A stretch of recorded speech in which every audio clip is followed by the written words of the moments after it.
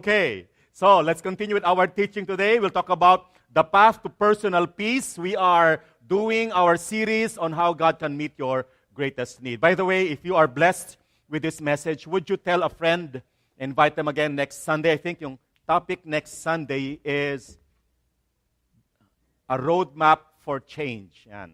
Or how to change. Yan.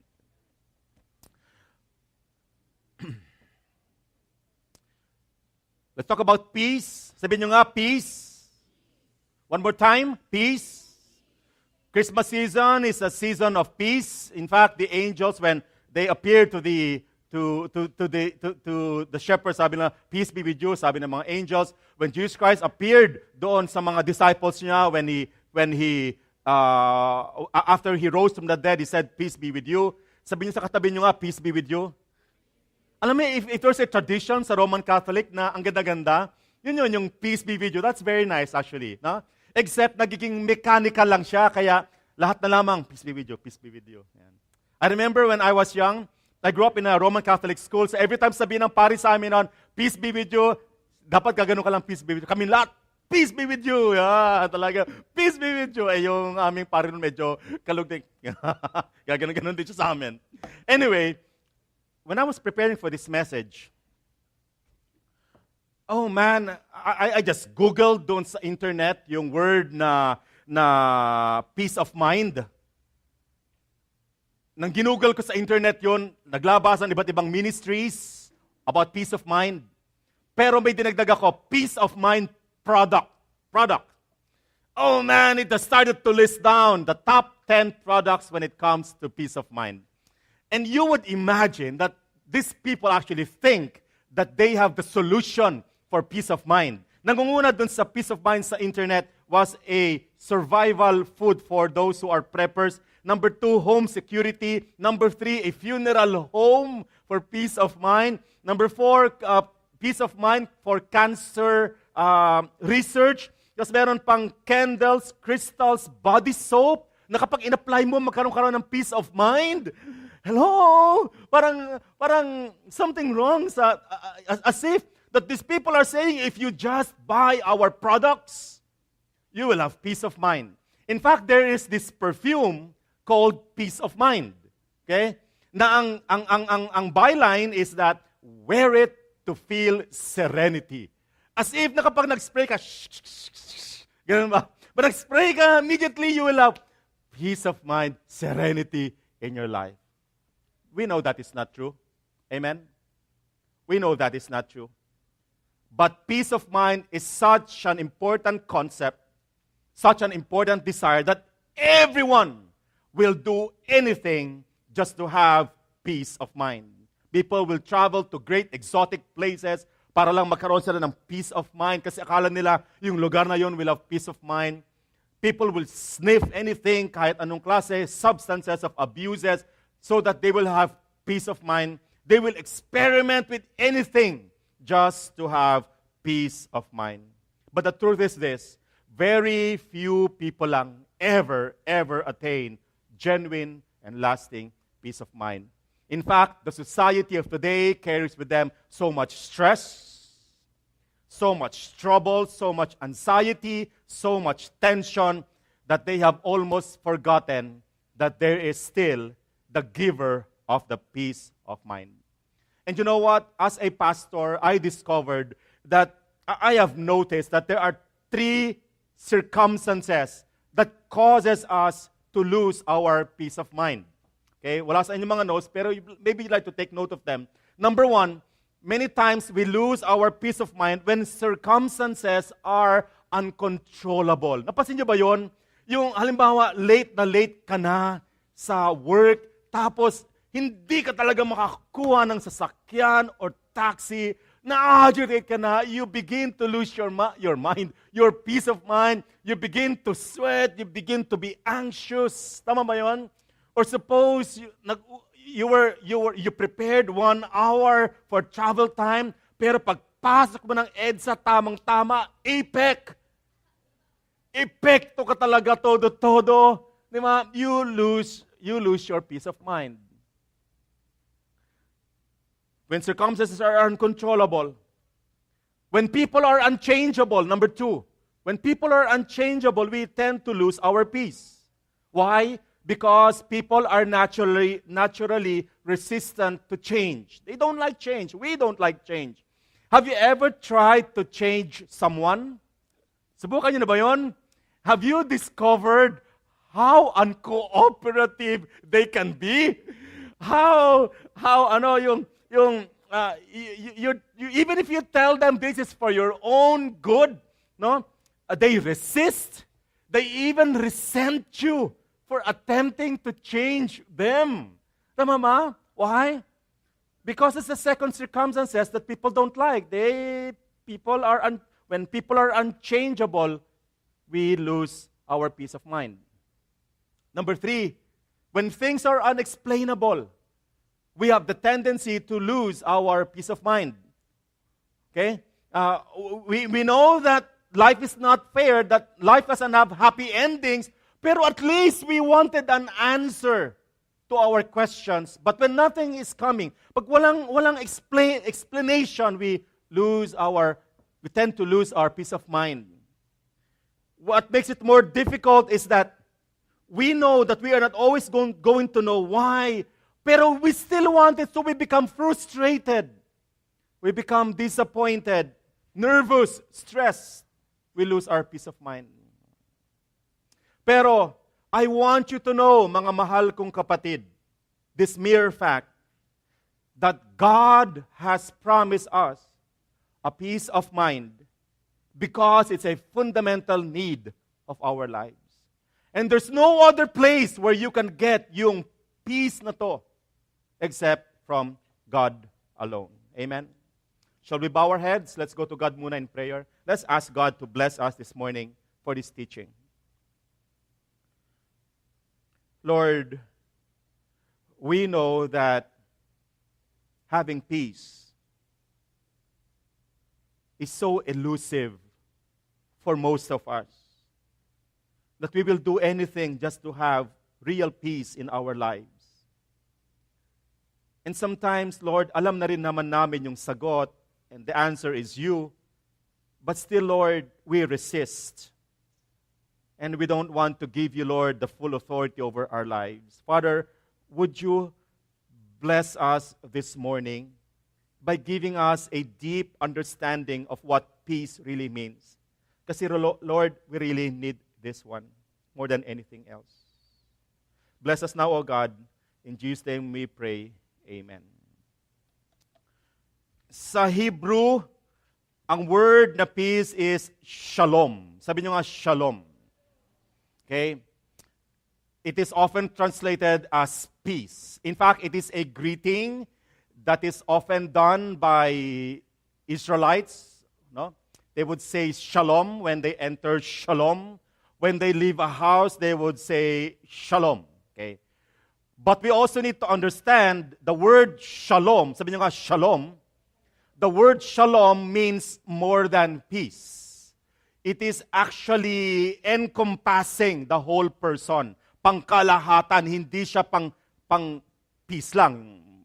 Mapayapa ka. In fact, if you will read sa Strong Concordance, which is concordance for Bible words, no? Shalom actually means completeness. It actually means wholeness, health, welfare, safety, soundness, tranquility, prosperity, perfectness, fullness, rest, and harmony, or the absence of agitation or discord. In other words, listen, ibang klase ang peace that comes from God. Nakuha niyo ba? Hindi ito yung uri na inaalok ng mundo.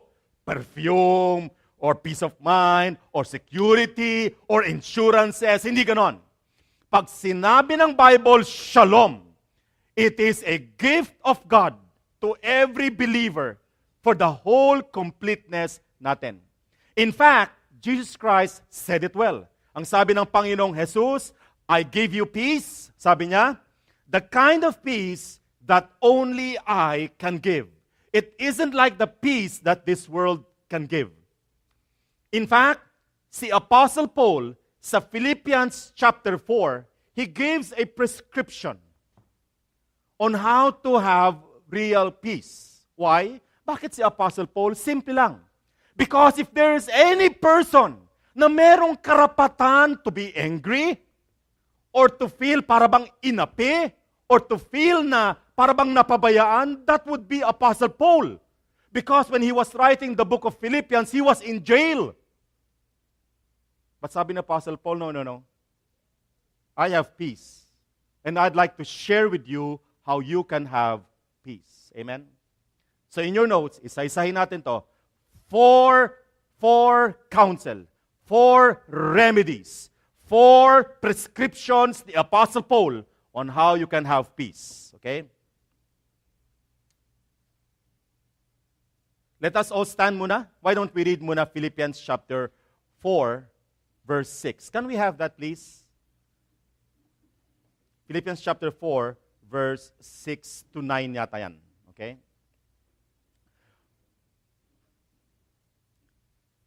Tsaga-tsagain lang natin. Okay, ready?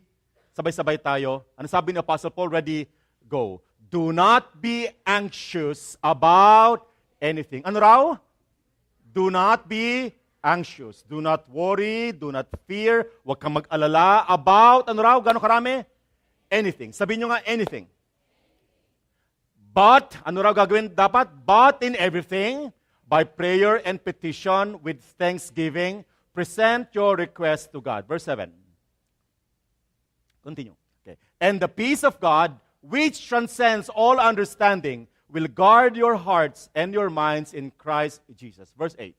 Sabi dito, ano raw gagawin natin? Finally, brothers, whatever is true, whatever is noble, whatever is right, whatever is pure, whatever is lovely, whatever is admirable, if anything is excellent or praiseworthy, ito raw ang pag-iisipan natin.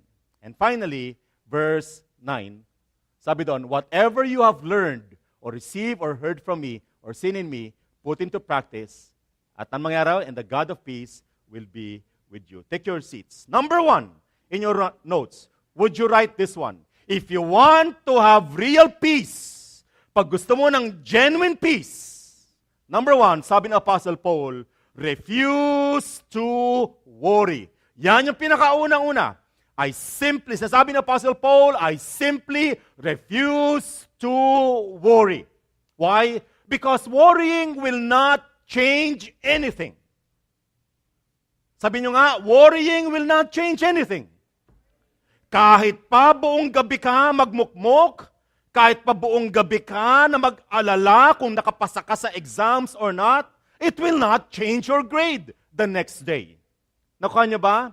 Even if you constantly worry every day, nothing changes. Worry does not help. Kaya ang sabi ni Apostle Paul sa verse 6, do not be anxious about anything. Huwag daw mag-alala.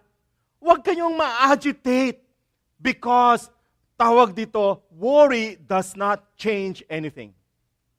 Especially when things are unchangeable. When you cannot do anything about, when it is beyond your control. Number 1, do refuse to worry. Siguro ang tanong niyo, Pastor John, how can I refuse to worry? How can I put it into application? Simple lang.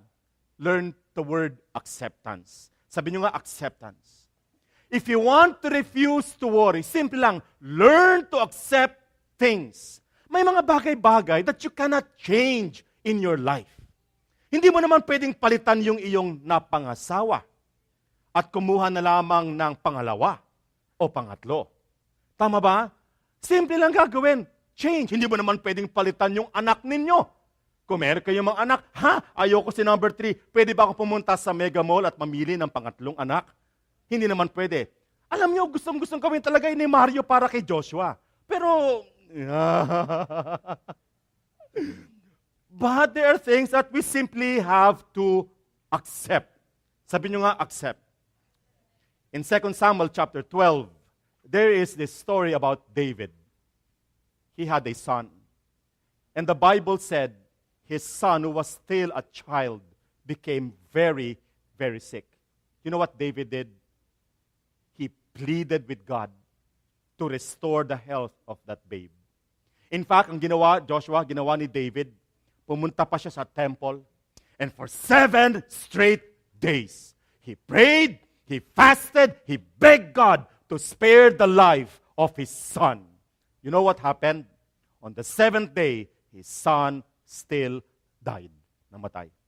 His advisors who were around him, they were afraid to tell si David regarding what happened. Ang pakiramdam nila na pag sinabi nila kay David, baka masiraan ng bait itong si David. So nobody wanted to tell David na namatay na ang kanyang anak. But David noticed, nag-uusap-usap yung kanyang mga advisors. And so he went there and he asked the question, is my son dead already? And the advisor said, yes, King David, sabi niya, your son is dead. You know what David did?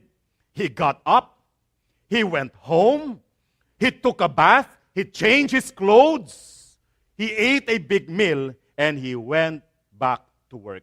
His advisors were astounded. They said, how can that be? Halos mabaliw-baliw itong haring ito for 7 days.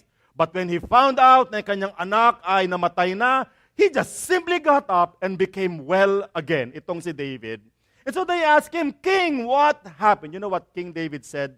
Sabi niya, King, why are you like that? For 7 days, hindi namin kayo makausap. You almost went crazy. But how come you are okay now? Sabi niya, simple lang. When my son died, I knew he was taken to heaven. Someday, I will see my son in heaven. But right now, there is nothing I can do but to simply accept. That is the first thing we need to do, friend. If you want to have real peace in your life, learn to accept things. May mga bagay-bagay talaga that is not us, nawala sa atin. Some of you may lack the education. Fine, walang problema. Don't be intimidated by people who have education. Some of you doesn't have a lot of money. Don't be afraid of those people who have more money. Tapos pakiramdam mo para kang aping-api sa mundong ito. Let me tell you one thing that keeps us from having peace in our lives. What makes us always tense, nervous, stressed out, it is our inconsistent desire to have an explanation sa lahat ng bagay. Di ba? Napansin niyo ba yun? When things go wrong, the first thing that you always want to ask God or other people is for an explanation. And when we don't get yung explanation, we get upset. We get disappointed. Ang lakas-lakas ng loob pa magtampo-tampo kay Lord. Sige, hindi na ako atin ng church. Hindi na ako magbabasa ng Bible. I will not conduct Bible study anymore. Excuse me, let me tell you a few things. Number 1, God doesn't owe you an explanation. When something happens to our lives, God doesn't owe us an explanation. Do not forget, we are created, He is creator. Nakuha niyo ba? We need to understand the fact that God doesn't have to explain. You may not like it, but that is God. Number 2, the reason He doesn't have to explain is because even if He explains, many times we will not understand. We will even have more resentment. Halimbawa, tinanong mo, Lord, why did my mother died? Because may sakit siya. Bakit hindi mo man lang prinulong yung buhay? Bakit hindi mo man lang dinagdagan pa ng konting panahon? Bakit hindi mo muna hinayaan tumanda muna kami before siya mamatay? Sabi ng Panginoon, hindi naman matatapos yung question mo eh. You will not understand. But you've got to trust me. I created your mother after all, and I love your mother too very much, or your dad, or someone that you love. The second reason why God doesn't have to explain is because many times we don't even understand it. And the third reason why God doesn't have to explain is because explanation doesn't bring peace always. Sometimes, naipaliwanag na sa'yo, ang sama pa rin ng loob mo. Napansin niyo ba yun? Pinaliwanag na sa'yo, you still don't get it. There's still bitterness, there's still anger, you're still upset regarding what happened. What do? Simple lang, you learn to trust God. You learn to give up that right of expecting an explanation always from God. That is the number one thing that causes us to lose our peace sa ating heart. Our insistent desire for things to be explained. May I ask you, what gives you true comfort? Isn't it the presence of God? It is not the explanation that gives comfort. It is the presence of God. So why ask for something that might not be coming, such an explanation? But ask for something that can come, such as the comfort of God. Lord, would you comfort me? Would you still yung heart problem na nasa akin? Yung concern mo, Lord, would you give it to me? These are the things that we need to be asking. We need to understand that many times, God will be silent. At ang solution lamang doon is acceptance. One more time, sabi nyo nga, acceptance. May I ask you, marunong ka ba yan? Have you learned to accept that there are things that really cannot be changed, but to simply accept them? And that God doesn't owe us an explanation regarding anything. So number one, if you want to have real peace, number one, letter R, ano yun? Refuse to worry. Sabihin mo sa katabi mo, refuse to worry nga. Number two, as Apostle Paul is saying, the first step that you need to do, if you want to gain real peace, is refuse to worry. But number two, you request all to God. Make your request, all of them, to God. Look at what Apostle Paul said. Sabi niya, but in everything. Sabi niya nga, everything. Gaano karami raw? In everything. By prayer and petition, with thanksgiving, present your request to God. Paul is saying here, whatever is bothering you, go ahead and tell God about it. Take it to the Lord in the form of prayer. Huwag kayong mahiya. Whenever you are facing mental anguish, emotional turmoil sa iyong puso, why don't you present it to God? Sinasabi ni Apostle Paul, that is what I do. I am in jail right now. When he was writing the book of Philippians, he was in jail, but I have peace kasi I present everything to God. The Bible says he encountered so much hardship, and yet he would just present it to God. Wherever he would go, people would come and destroy whatever he has planted. But he would say, I still have peace because I present everything to God. May I ask you, do you do that? Do you present all matters to God? We do not need to be bashful or embarrassed about anything that troubles you. You just present it to God, no matter how great or small. If it brings us concern, let me tell you, God is concerned also. If it is important to you, it is important to God as well. There is no such thing as too trivial para sa Panginoon. And God wants to remove itong burden sa'yo, so go ahead, present it to God. Now, why am I insisting on this one? Kasi sometimes I hear Christians say, I don't want to bother God about trivial matters. No, friend, go ahead. You bother God even with trivial matters. No matter how small yung problema mo, you present it to God. Don't be shy about it. Don't be bashful. Just pour out your heart to God. Kahit pagano kaliit. You don't know where you are going to spend vacation, present it to God. You don't know what fast food to eat sa baba sa Alpha Land, you present it to God. You don't know what stuff to buy when you are going grocery shopping, you present it to God. Look at my wife, maliligo pa lamang, she presents it to God. And I asked her noon, sabi ko, sweetheart, bakit ganun? Maliligo ka lamang you would pray a short prayer, sabi niya, simple lang, because malamig yung tubig, baka magkasakit ako sa Lord, would you protect my body from the cold of the water? Okay, now I get it. Sabi ko, sweetheart, don't forget, yung unang buhos lamang ang malamig. Kaya yung unang buhos, tapon mo, yung pangalawa na gamitin mo. Di ba? But the truth is this, you go ahead, you present it to God. You don't know what to wear on a Sunday, you present it to God. Lord, would you help me choose? You don't know what to buy, whether to buy that shirt or that blouse, you present it to God. You might ask, Pastor John, am I not bothering God too much? No, you are not. In fact, it is the enemy's attempt to remove God in your conscience. Kaya sinasabi niya, don't bother God with trivial matters. Did you not notice, if you are a person who presents everything to God, hindi nyo ba napansin you communicate with God often?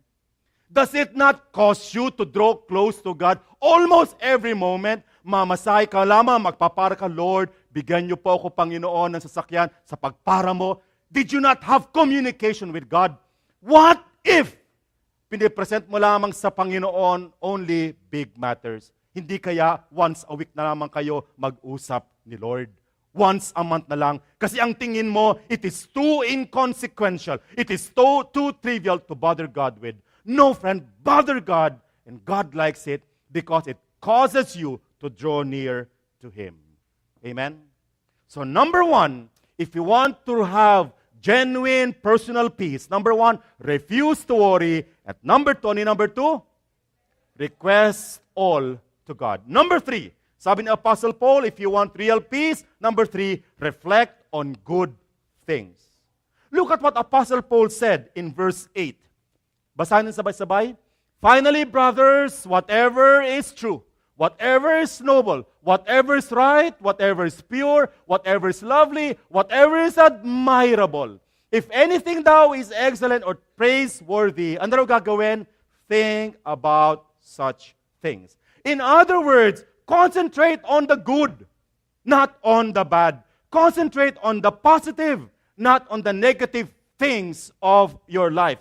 Keep your eyes on the good things, on what God has done for you, on how God has blessed you, things that lifts you up, things that encourages you, instead of things that disappoints you.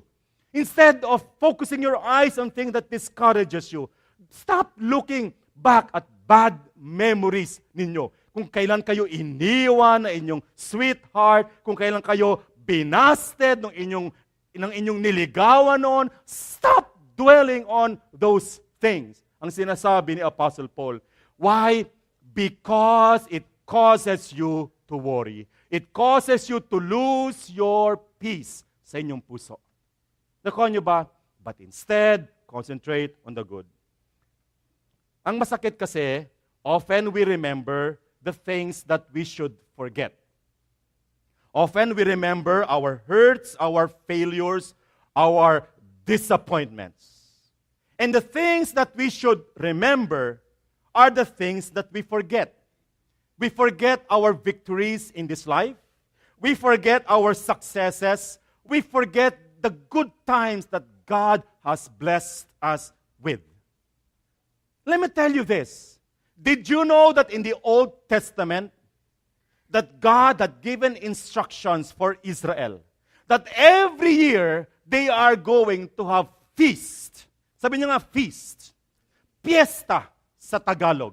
Sa Pilipinas, we only have one fiesta for every town.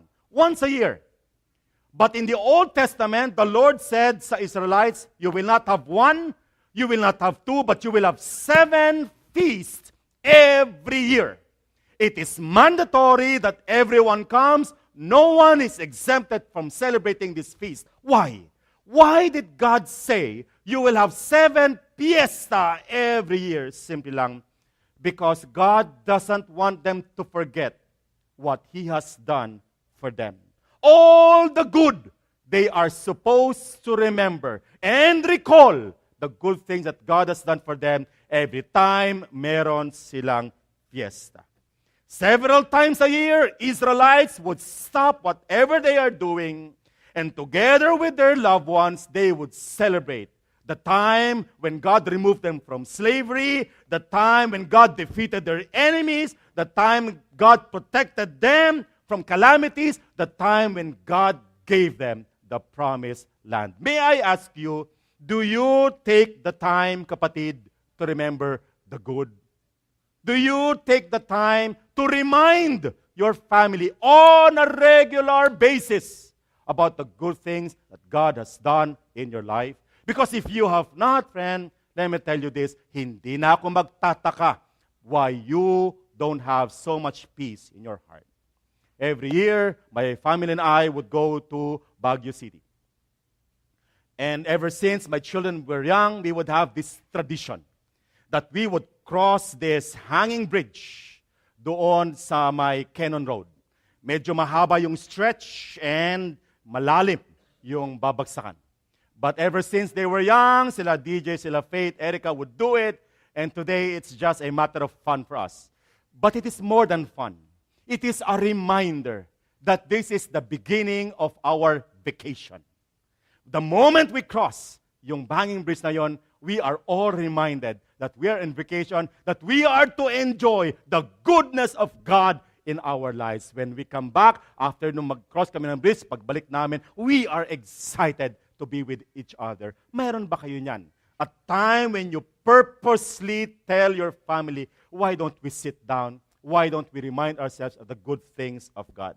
Every year, during December 25, 24, Christmas Eve, I would gather my family. And we would remind ourselves all the good things that God has done to us for the year na lilipas. Meron ka ba niyan? Because this is one of the best way to build our faith in God and keep ourselves encouraged. Why don't you start remembering the times when you needed help and God came to your rescue? Why don't you start remembering the time when you were sick noon or someone that you love was sick, but God miraculously gave healing sa kanila. The doctor said, halos imposible, but a miracle happened. Remember the time when you had no money, when you asked God for a job and God gave you that job. Pero look at you now. Many times, meron pa tayong resentment sa job na mayroon tayo. As if ang sama pa ng loob natin kay God for giving us this job. Isn't that being ungrateful? Hindi ba when you were looking for that job, you were almost on your knees begging God to give you a job. When God gave you that job, you were so excited. You were so nagpapasalamat sa Panginoon. Why don't you go back and think about that again at this time and say, Lord, would you forgive me? I had been ungrateful. If you really want peace, friend, why don't you do similar things and start remembering your victories, your successes, your blessings in this life? Let me tell you this. If you will get this awareness of God's goodness deep down inside you, you will not go around thinking that God has forgotten you. You will not go around thinking and wondering if ever God will work in your life. No. Instead, you will be saying that I know if God has done this for me before, God will do it again. Amen? Why don't you remember the time when your child was born? Remember the time when God brought you this special person to your life. Maaring sandali lamang inyong relationship, pero at least nagkaroon ka ng boyfriend, nagkaroon ka ng girlfriend, and the feeling of being loved was really special during that time. Oh, sure, binasted ka. Oh, sure, iniiwan ka. Baka nasampal ka pa. But remember the good feelings you had yung first time kayo maging on. Diba? Remember the person whom you have loved and married. Hindi nga ba you made a solemn promise to God that I will love this person. Okay? For richer or for poorer, for health or for good or for sickness. Diba?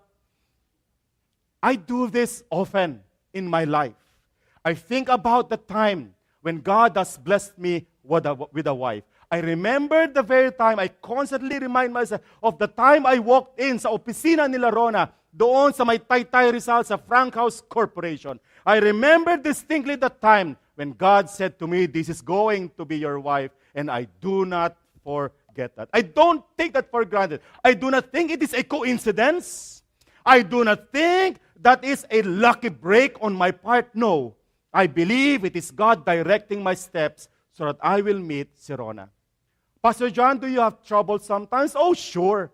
Sometimes Rona and I would argue. Sometimes we have trouble. Sometimes we don't understand each other. But we do not dwell on the negative, but instead we dwell on what is good. Why don't you do that? Why don't you do that? To remember the good things that God has done in your life. Amen?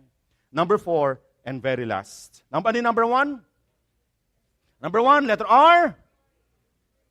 Huh? Number 2?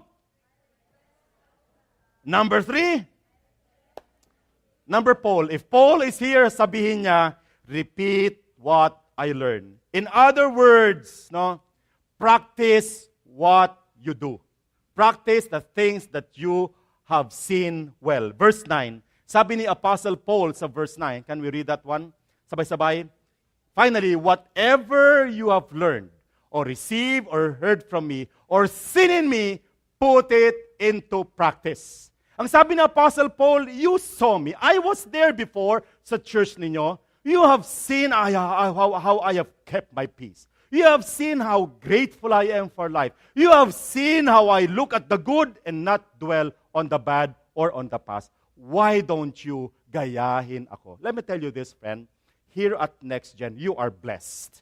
Because there are many people here, especially our elders, who have shown good things, who have displayed good things that we can emulate. Why don't you learn from them? I remember kami ni Ron noon.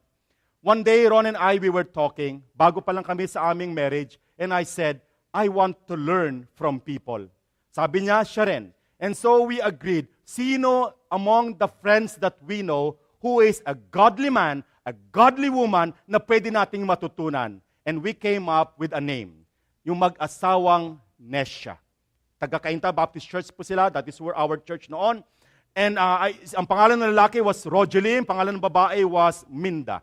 Oh man, they were godly people. How they love God, how they honor God, how they serve God, and yet how they love each other. Sa amin ni Rona, they are model husbands and wives. I remember si Kuya Rogeline, palatawa po siya, joker talaga siya. He was our song leader sa church namin noon. And we remember distinctly, na whenever mataas yung note ng kakantahin namin, his eyes would really grow big. So kapag tumataas na yung nota nung kakantahin namin, kami mga bata nun, inaantay namin, lalaki yung kanya mga mata. And it was just so funny. But si Ate Minda, she would always be quiet. She would always have words of wisdom. I have never seen her become angry. I would imagine, nagagalit din siya. I have never seen her angry in public. She would always have good words. And Rona and I said, we want to emulate them. Kapatid, this is what Apostle Paul is saying. Sabi niya, you have learned many things from me. You have received many things from me. You have heard many things from me and seen me. Why don't you put it into practice? Repeat what I learned. Every Sunday you come here to church, praise the Lord. You hear the message. You listen to the sermon. Why don't you put it into practice? Amen. As we end this message, many of you have heard of the prayer, God grant me the serenity to accept the things I cannot change. Narinig niyo na ba yun? Okay? The courage to change the things I can, and the wisdom to know the difference. How many of you knows this prayer? Yeah? Okay? How many of you? Yeah? Okay. This, siguro nababasa nyo to. God grant me the serenity to accept the things I cannot change, the courage to change the things I can, and the wisdom to know the difference. This was written by a theologian, si Reinhold Niebuhr. But this is not the complete prayer ni Reinhold Niebuhr. Let me tell you the complete one. Kasi may kulang. About 8 or 9 sentences. Sabi niya, living one day at a time. Enjoying one moment at a time. Accepting hardship as the pathway to peace. Taking, as Jesus did, this sinful world as it is, not as I would have it kasi hindi ko naman kayang baguhin. Trusting that you, God, will make all things right if I surrender to your will. Look at his conclusion. Sabi niya, so that I may be reasonably happy in this life and supremely happy with you forever in the next. What is Reinhold Niebuhr saying? Sinasabi niya ito, I cannot change everything. Lord, I only ask for peace. Para habang dito ko sa mundo, I can be reasonably happy. Pero in the end, I will be supremely happy with you forever in the next. Friend, you want peace? You've got to bring everything to God. You've got to lay everything to God. You've got to learn to trust Him. You've got to stop worrying. You've got to learn to resist yung mga bagay na mali and start concentrating on what is good. It's the only pathway to peace. Let's all stand. Let's finish this message.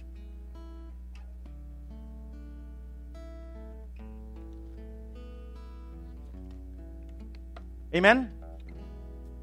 How many of you like stories? Yeah, you like stories? Let me tell you a story. We'll end with a story. This is not a true story, but it emphasizes what we are learning this morning. Long time ago, there was this king. And this king, oh man, he was king of the world. Magaling talaga siya. And one of his hobby is he loves to go hunting. And meron siya tong assistant niya na ito. Tagalagay ng bala sa kanyang baril. Itong assistant niya na to, very reliable talaga siya. But one thing about this assistant is that, oh man, he loves to say the word, God is good, everything's okay, this is good. Laging optimistic itong kanyang assistant. And the king doesn't mind. Sometimes he needs to be encouraged then. So he doesn't mind. Pero one day, while they were hunting, kasi lagi siyang kasama. In every hunting, kasama assistant niya, tagalagay ng bala. One day when he was hunting, ang nailagay na bala was a bad na bullet. And so when the king shot yung animal, the gun actually blew up in his face, sa kanyang kamay. At yung kanyang kamay, his thumb, he lost his thumb. Naputol yung kanyang thumb. Did you know what was the reply of his assistant? Sabi niya, God is good, everything's okay, praise the Lord. Nagalit yung king. Sabi ng king, how can you say that? How can you say God is good when I have lost my thumb? Sabi niya, you are so, sabi niya, ang tawag doon, yung parang bastos, sabi niya. And because of what you have done, I will put you in jail. And for 1 year, this poor young boy spent the entire year in jail. And the king would go hunting on his own. Siya na lang, wala nang assistant. Siya na lang maglalagay ng bala. But you know what happened? One day while he was hunting, there was this group of cannibals. Hinuli nila yung king. They did not know he was the king. And so dinala siya sa village. They put him in a boiling pot na umiinit na yung apoy. They hanged him. And they were going to boil him and eat him. But the cannibals saw that this king, or this man, was missing a thumb. And they said, they were very superstitious. Sabi nila, oh, we don't want to eat anything that has a missing member ng kanyang katawan. And you know what happened? They released the king. The king was so happy. Tuwang-tuwa siya because he lost his thumb. Hindi siya kinain ng mga cannibals. Agad-agad siyang umuwi sa palasyo, pumunta doon sa dungeon where his assistant was there suffering for almost a year already, at hihingi siya ng sorry. At sabi ng king pagdating niya doon, sabi niya, young boy, you are correct. Tama ka. God is good. Everything's going to be all right. Do you know what happened? The cannibals, they got me, but they did not want to eat me because I was losing a thumb. And you were right. Sabi niya, I am so sorry, sabi niya, na for not believing you during the time. Also, sabi niya, would you forgive me for sending you sa dungeon for 1 year? Do you know what the boy said? The young boy said, oh king, don't be sorry. God is good. Everything's okay. Everything's fine. And the king said, oh, ayan ka na naman. Puro na naman, God is good ka na naman. Sabi niya, how can God be good? Did you know what the boy said? King, God is good because you sent me here sa dungeon. If you did not send me sa dungeon, I will be hunting with you. At hinuli tayo ng cannibal. Guess kung sino kakainin dahil kompleto thumbs ko. Friend, sometimes, all you have to do is say, God is good. No matter how difficult the circumstances are, no matter how hard they may be, no matter how you think na naapi ka na sa mundong ito, why don't you say, God is good? Because you do not know how the events will turn out later. You might be surprised. It is for your own good, to your greatest happiness, ang plano pala ng Panginoon sa buhay mo. Amen? Shall we bow our heads? Let's pray. Father in heaven, Lord, you promised every Christian peace of mind. But sometimes we forget that the real source is you. And so we try to look for it in other places. We try to make it happen, Lord, but it doesn't. In the end, Lord, it is simply our capacity to simply surrender sa inyo lahat. Maybe right now, Lord, there is someone here who's saying, Pastor John, ganyan na ako. I forget that God is my real peace. Pastor John, would you pray for me? Kasi I really need to have this peace. I've been bothered for so long by so many things. I get upset, I get irritated, I get angry, when after all, God wants to give me His peace. If that is you, would you raise your hand? I'll pray for you in a short while. God bless you, sir. Yeah. God bless you, sir. Yep. God bless you, elders. Yep. God bless you, sir. Young people, God bless you. Yep. Way back. The Lord bless you. Pinakalikod. Yep. You may put your hands down. Yeah. Is there anyone else? Yes. Amen. Would you pray with me? Would you say, Lord, I am sorry, Lord, if I had been very magulo. Alam ko naman, Panginoon, that you are the real source of peace. When I try to fabricate my own, when I know it will not work, would you forgive me? When I want to hasten things, when I want to make things happen agad, and then they don't, Lord, would you forgive me for being impatient? But instead, Lord, would you give me your peace? Kasi I really need it, Lord. Would you help me, Lord, trust you completely? And surrender, Lord. Really, really surrender, Lord, everything to you. Father, thank you. Kasi I know, Lord, you have heard my prayers even now. Thank you, oh God. In Jesus' name we pray. Amen and amen. Would you grab the hand of your seat and we'll be ending our worship service. And before we go, makita sa gitna ko guys, let's meet some of. And before we go, one more time, would you greet your katabi, advance Merry Christmas. And tell them, I'll see you again next Sunday. Okay? Let me give you the benediction. May the Lord bless you and may He keep you. May the good Lord make His face to shine upon you and be gracious to you. And may He turn His face towards you and give you peace. Real peace. Amen. God bless.